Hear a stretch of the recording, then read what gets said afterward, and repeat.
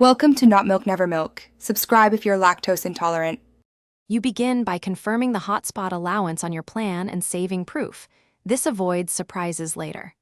Once done, back up your phone's network settings and note APN and tethering toggles so you can restore them.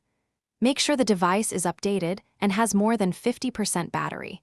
That prevents interruptions during reconfiguration. With those prerequisites complete, you're ready to change allowable device settings and explore lawful plan or device options to extend usable hotspot capacity. Next, adjust tethering and network settings to make the hotspot last longer.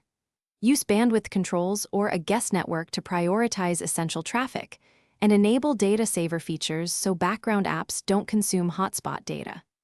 If you need sustained capacity, consider a carrier hotspot add-on, plan upgrade, or a dedicated mobile hotspot device that often provides higher caps and better thermal performance. Make sure to limit connected devices and enable quality of service settings, if available, to prevent a single connection from using. Finish by testing the hotspot under normal load and monitoring real-time data use, so you can spot throttling or sudden drops.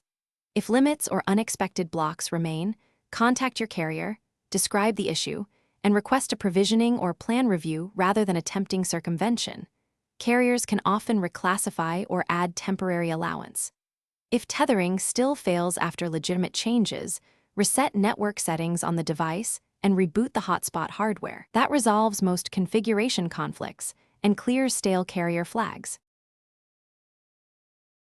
Thanks for watching. If this was helpful, leave a like and consider subscribing. See you next time.